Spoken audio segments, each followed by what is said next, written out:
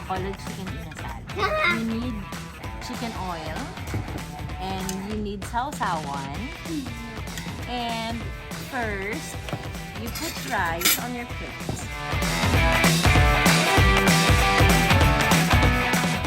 And then put some chicken oil. And then I usually sprinkle salt to have a good taste. And then mix it. If you have garlic, much better. You can sprinkle it. You can sprinkle it with garlic, and then prepare your sausawan.